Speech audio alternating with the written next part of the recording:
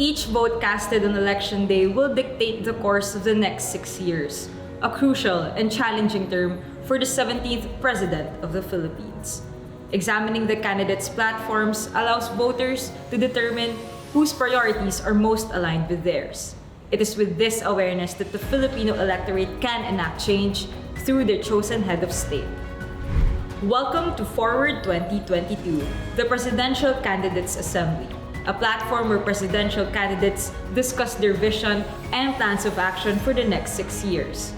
This event is accredited by the Commission on Elections in cooperation with our media partner, the ABS-CBN News Channel, and the student-led initiative Atin ang Boto.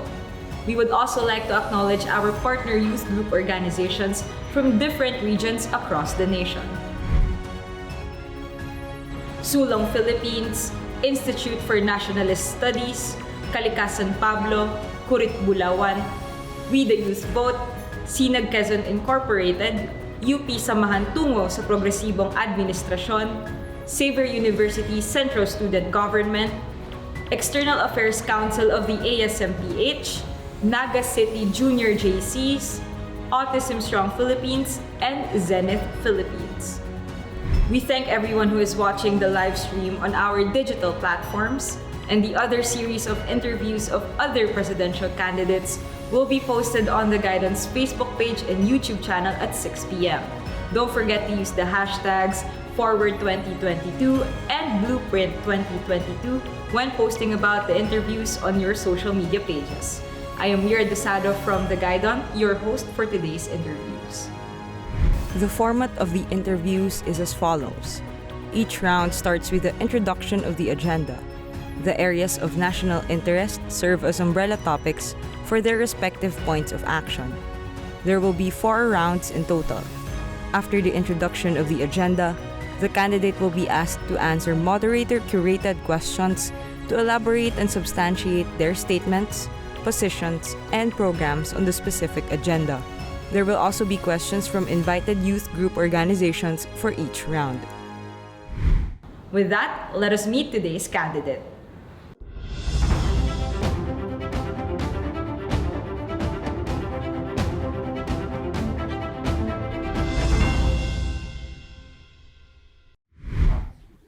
Today, we will be talking to Secretary Norberto Gonzales. He was the National Defense Secretary of former President Gloria Macapagal Arroyo. Hello, Secretary Gonzales. Hi.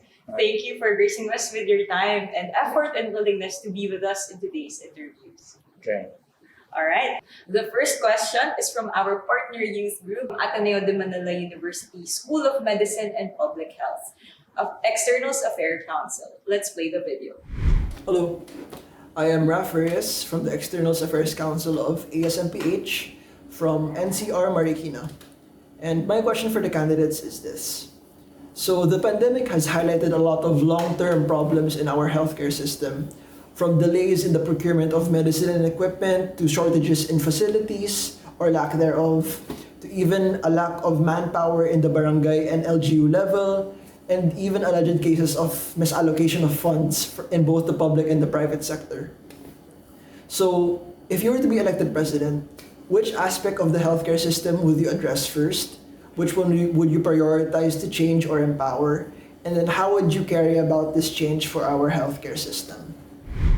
Well, corruption is very important. That's why that has to be addressed. Then we will simply have to add more money to the healthcare system to take care of more preventive probably than cure. No? That means boosting the immune system, making our environment cleaner, things like that. So what do we address? First, corruption, which I think has really ruined our healthcare system. And number 2, the universality is essential, meaning our healthcare system will address all, rich, poor, the same. Huwag yung may ospital na may namamatay at may ospital na hindi nakakamatay.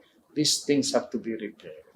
The Philippines is the world's second largest producer and largest exporter of nickel, which which is often extracted through open pit mining, as we talked about earlier. You have advocated a ban on such practices. What policies will you enforce to maintain production in this vital industry while reducing harm to the environment?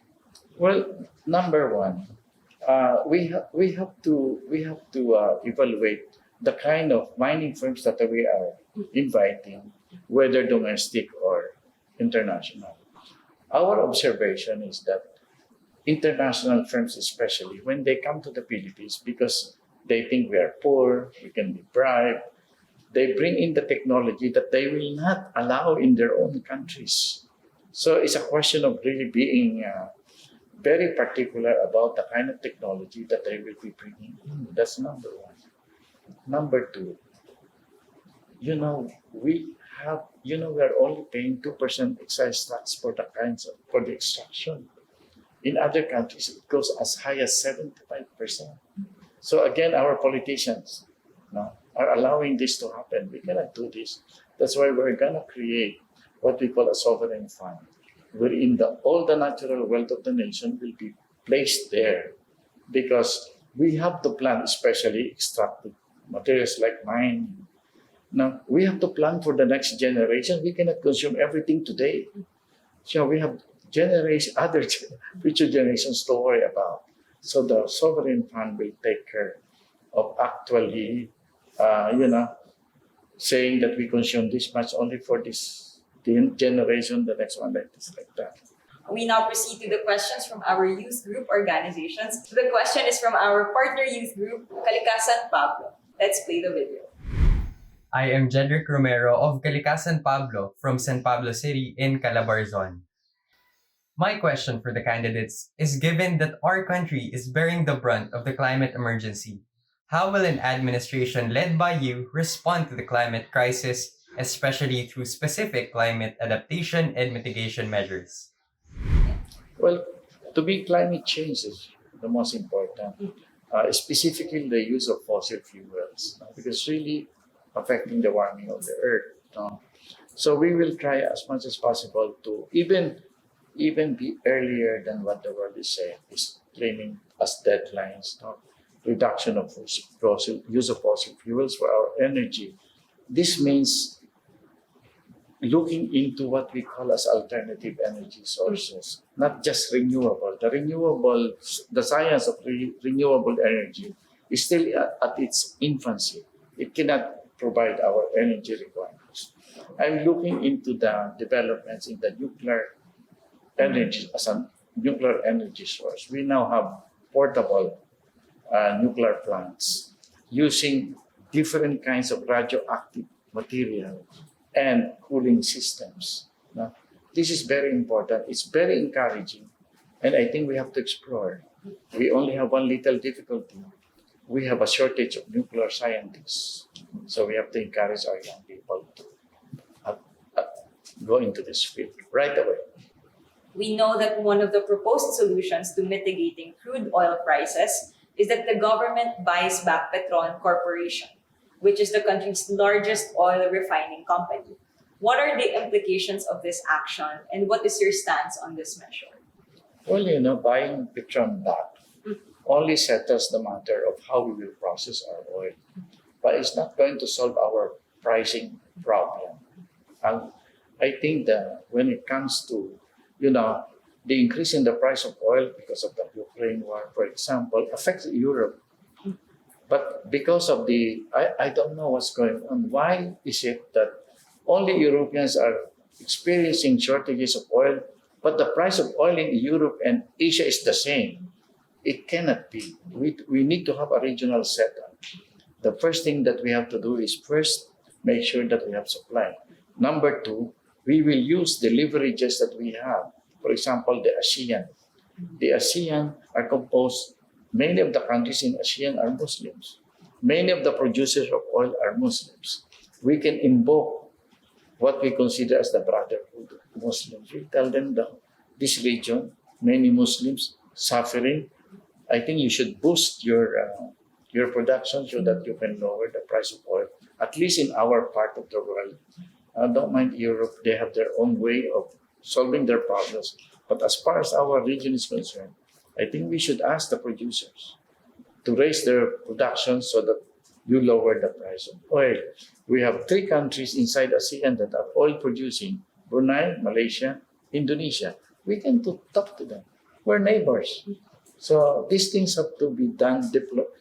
Our diplomatic effort may help us. We have done this kind of effort in the past and we have succeeded. Access to economic opportunities is still very unevenly distributed between urban and rural areas, especially between Metro Manila and farther regions. If elected, what interventions will you pursue to ensure the economic development is felt by all? Well, at the long-term level, we need charter change. We need to declare all our regions as autonomous regions. That means that the center will not just be Manila or the Imperial National Capital Region. We will have probably 17 or 19 centers that we will build. In every autonomous region, you will have a center. And that will equalize.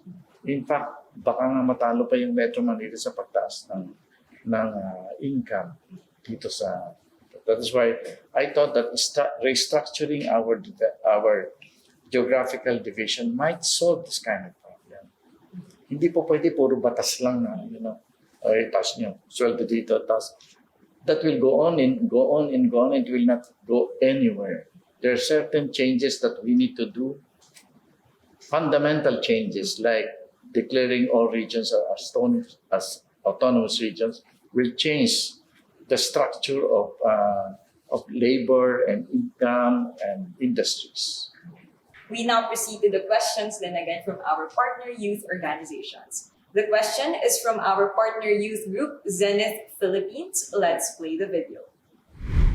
Good day. I am Abidja Santa Ana of Zenith Philippines from NCR Manila. And my question for the candidates is this. According to the Philippine Statistics Authority's report on the average share of each region in GDP from 2010 to 2018, NCR, Calabarzon, and Central Luzon account for 62% of the country's total GDP. With this in mind, which other 3 regions' development will you prioritize during your term in order to maximize our economic growth? Sorry, I will not prioritize 3. No.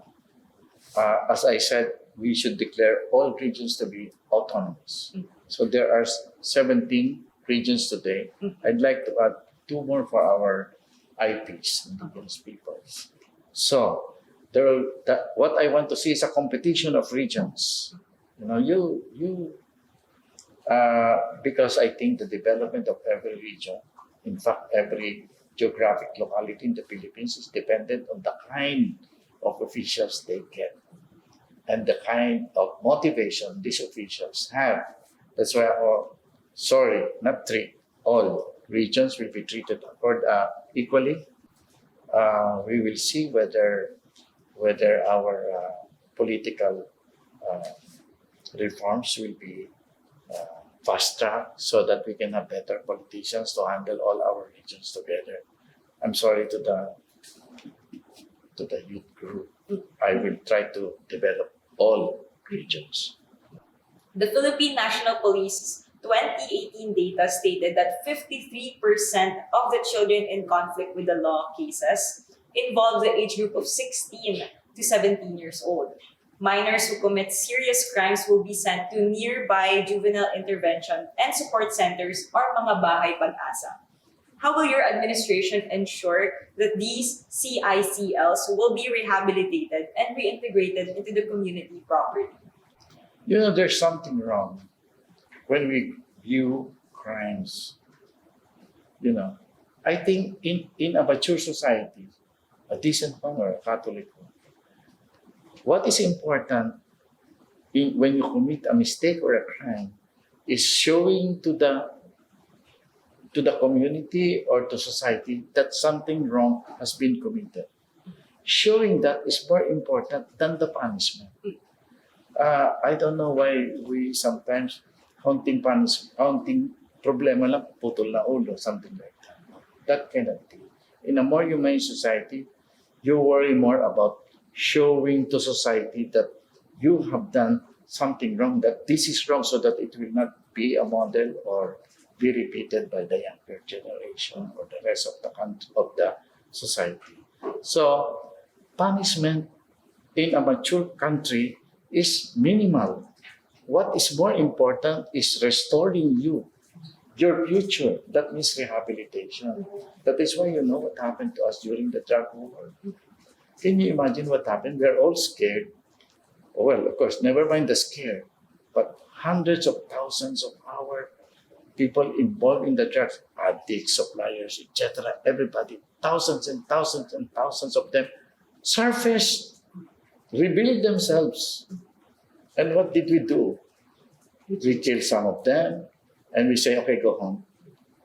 That is a golden opportunity for us to have a national rehabilitation program for our drug victims and to understand why some of our people are resorting to drugs. Because of unfair labor practice, our drivers are being compelled to drive so long, they take drugs to be able to last their duty.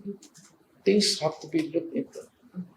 We now proceed to the questions from our youth group organizations. The first question is from our partner youth organization, the Institute of Nationalist Studies. Let's play the video. I'm Chiara Caballero of the Institute for Nationalist Studies from NCR. My question for the candidates is, with a rampant number of red tagging cases and extrajudicial killings, how can the youth and other progressive sectors express pro-people demands and struggles?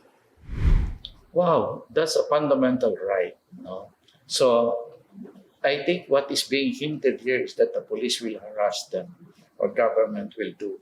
In my government, it will not happen. So the youth will be free, rallies, pickets, whatever, except indeed don't employ violence. No violence, no armed struggle, you'll be fine. The next question is a pre-recorded question from University of the Philippines Samahan Tungo sa Progresibong Administrasyon. Let's play the video. I am J.M. Dumandan of UP Samahan Tungo sa Progresibong Administrasyon from NCR, Quezon City. My question for the candidates is, if ever you are elected as the next president, what are the measures that you will propose in order to swiftly address corruption within the government? And how can you ensure transparency and accountability within public service for the next administration? We begin by appreciating that corruption has become the system in the Philippines. Therefore, most of our approach to corruption should be systemic, not the work of witch hunters who wants to jail everybody who commits corruption, but to really look into it as a systemic problem. There's a philosophy involved. In our government service and in our dealings with every transaction in the country, we lack this fundamental philosophical attitude, trust. Actually, we don't trust because we suffer from corruption. We begin to mistrust everyone. And in the process, create so many process. In every transaction, there are so many steps because you don't trust. If you trust, you can actually reduce these steps into very few steps. Very important that every transaction must be very clear. What are the steps? Clear is very important. Well, transparent. Very important that when these things happen, if you commit corruption, you will be caught. Of course, we will not hang you, but we will try to point out that what you have done is wrong in society. So, philosophical ang problema natin sa corruption today. We don't trust anybody. And Secretary Gonzales, now is the time for your final statement.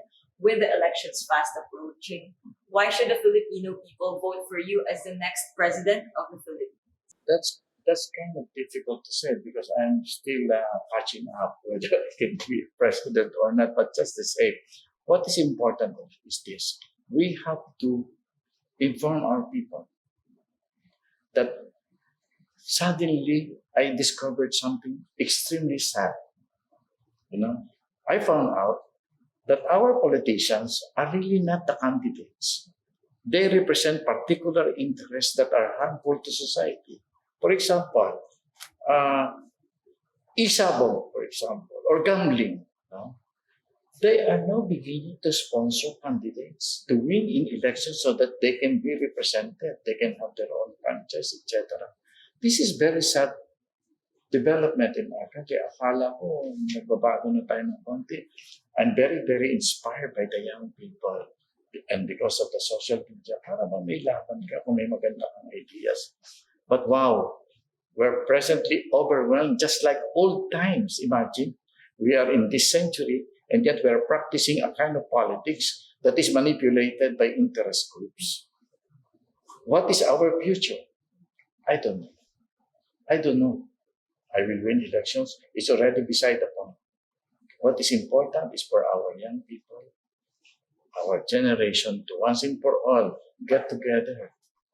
Tama na itong manipulation ng ating democracy. It's happening before our eyes. You know? Tingnan niyo naman kung magkaroon ng ating kampanya. Where are the millions coming from? You know how expensive the campaign has become. Tayo, palakpakan pa tayo dyan. Tuwa-tuwa tayo, dami artista, etc., etc. But where's the money coming from? Sabi, volunteer group? Who are you kidding? Thank you for this conversation, this interview, Secretary Gonzales. And thank you as well for joining us in today's interviews. We would like to acknowledge the Commission on Elections and our media partner, the ABS-CBN News Channel, and the student-led initiative, Atin ang Boto. We would also like to thank our partner youth group organizations, Sulong Philippines, Institute for Nationalist Studies, Kalikasan Pablo, Kurit Bulawan, We the Youth Vote, Sinag Quezon Incorporated, UP Samahan Tungo sa Progresibong Administrasyon, Xavier University Central Student Government, External Affairs Council of the ASMPH, Naga City Junior JCs, Autism Strong Philippines, and Zenith Philippines. Now, voters, it is your turn to fulfill your duty by exercising your right to vote. Their ideas and plans have been made clear today, and it is up to you to decide who will lead the country in the next 6 years. Your vote is for progress. Your leaders are for the future of the Philippines and beyond. This has been Foreword 2022, the Presidential Candidates Assembly. Once again, I am Mira Dosado from the GUIDON, and on behalf of the Foreword team, we thank you for your participation. Stay safe, vote wisely, at mabuhay ang kabataang Pilipino.